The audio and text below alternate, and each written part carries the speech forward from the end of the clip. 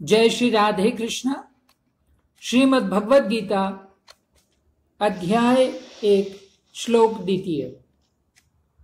संजय उवाच दृष्ट्वा तु पांडवा निकम्ब्यूढं दुर्योधनस्तात् आचार्यमुपसंगम्य राजा वचनं ब्रवीत।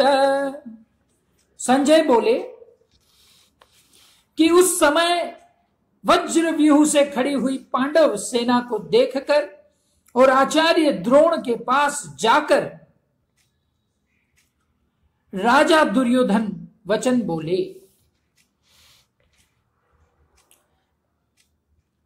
तदा व्यूढ़म तदा जिस समय दोनों सेनाएं युद्ध के लिए खड़ी हुई थी उस समय की बात संजय यहां तदा पद से कहते हैं भक्तों। कारण क्या है कि धृतराष्ट्र का प्रश्न युद्ध की इच्छा वाले मेरे और पांडु के पुत्रों ने क्या किया, इस विषय को सुनने के लिए ही है। दृष्टवा पांडवानिकं व्यूढ़म, ये जो पूरा अध्याय है नंबर 1, इसमें दृष्टवा देखकर पद का प्रयोग हुआ है 3 बार। पांडव सेना को देखकर दुर्योधन का द्रोणाचार्य के पास जाना पहला,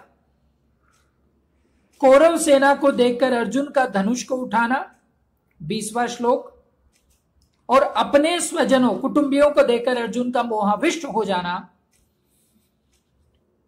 इन तीनों में से 2 दृष्टवा तो आपस में सेना के देखने के लिए आए और 1 दृष्टवा स्वजनों को देखने के लिए आए, जिससे अर्जुन का भाव बदल जाता है। तो दृष्टवा पांडवानिकं व्यूढ़म, पांडवों की वज्र व्यूह से खड़ी सेना को देखने का तात्पर्य है कि पांडवों की सेना बड़ी सुचारू रूप से और एक ही भाव से खड़ी थी, अर्थात उनके सैनिकों में 2 भाव नहीं थे मित्रों, मतभेद नहीं था माय डियर।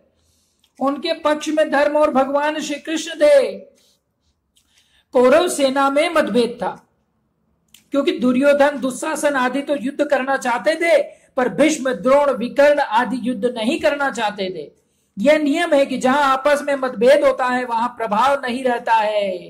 कांच कटोरो कुंभ पे मोती मिंत आवास, ताल घाव तिरिया कटक फाटा करे विनाश। तो भक्तों, जिनके पक्ष में धर्म और भगवान श्री कृष्ण है उस पक्ष में मतभेद होने का कोई सवाल नहीं उठता, और जिसके पक्ष में धर्म और भगवान होते हैं उसका दूसरों पर असर और प्रभाव भी पड़ता है। इसलिए संख्या में कम होने पर भी पांडवों की सेना का तेज प्रभाव था और उसका दूसरों पर बड़ा असर पड़ता था। अतः पांडव सेना का दुर्योधन पर भी बड़ा असर पड़ा, जिससे वह द्रोणाचार्य के पास जाकर नीति युक्त गंभीर वचन बोलता है। राजा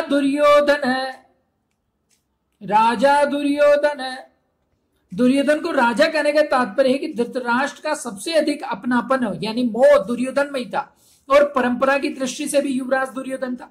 तो राज्य के सब कार्यों की देखभाल दुर्योधन करता था। धृतराष्ट्र तो नाम मात्र के राजा थे, युद्ध होने में भी मुख्य हेतु दुर्योधन ही था। इन सभी कारणों से संजय ने दुर्योधन के लिए राजा शब्द का प्रयोग किया है। आगे आ रहा है आचार्यमुपसंगम्य। देखो, द्रोणाचार्य के पास जाने में मुख्यतः 3 कारण मालूम होते हैं। पहला कारण है कि अपना स्वार्थ सिद्ध करने के लिए, अर्थात द्रोणाचार्य के भीतर पांडवों के प्रति द्वेष पैदा करके उनको अपने पक्ष में विशेषता से करने के लिए दुर्योधन द्रोणाचार्य के पास गया। भक्तों, ये दुष्टों की नीति होती है, द्वेष पैदा करते हैं ये दुष्ट। दूसरी बात, व्यवहार में गुरु के नाते आदर देने के लिए भी द्रोणाचार्य के पास जाना उचित था। और तीसरी बात कि मुख्य व्यक्ति का सेना में यथास्थान खड़े रहना बहुत आवश्यक होता है, अन्यथा व्यवस्था बिगड़ जाती है। इसलिए भी दुर्योधन का द्रोणाचार्य के पास जाना खुद उचित था। यहां शंका हो सकती है कि दुर्योधन तो पितामह भीष्म के पास जाना चाहिए था, जो कि सेनापति थे, पर यहां देखिए चालाक बुद्धि, दुर्योधन गुरु द्रोणाचार्य के पास ही क्यों गया। ये जब सवाल उठता है, इसका समाधान यह है दोस्तों कि द्रोण और भीष्म दोनों उभय पक्षपाती थे, अर्थात वे कौरव और पांडव दोनों का ही पक्ष रखते थे। उन दोनों में भी द्रोणाचार्य को ज्यादा राजी करना था। ऐसा क्यों?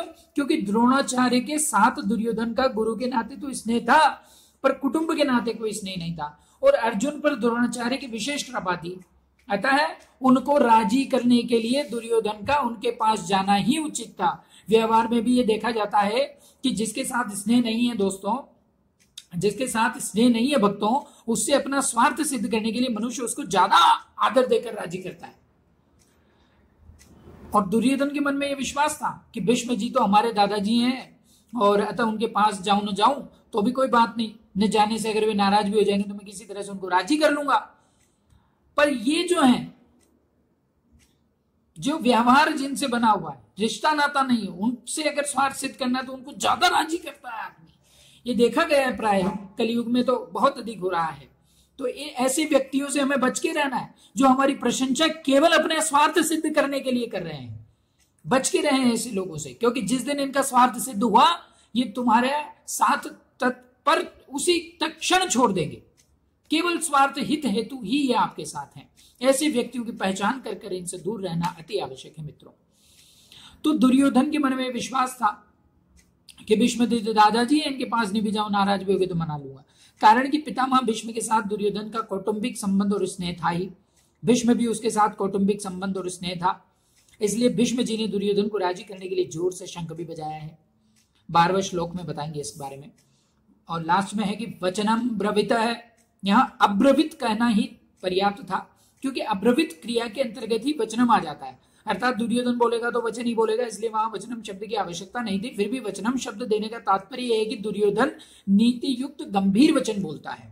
यहां कहने का यह तात्पर्य है वचनम ब्रवित है, क्योंकि अब्रवित क्रिया के अंतर्गत ही वचनम आ जाता है। किंतु वचनम शब्द यहां देने का तात्पर्य है कि दुर्योधन नीति युक्त गंभीर वचन बोलता है, जैसे द्रोणाचार्य के मन में पांडवों के प्रति द्वेष पैदा हो जाए और वे हमारे ही पक्ष में रहते हुए ठीक तरह से युद्ध करें, जिससे हमारी विजय हो जाए, हमारा स्वार्थ सिद्ध हो जाए। तो भक्तों, ये था अध्याय 1 श्लोक 2। जय श्री राधे कृष्ण। धन्यवाद।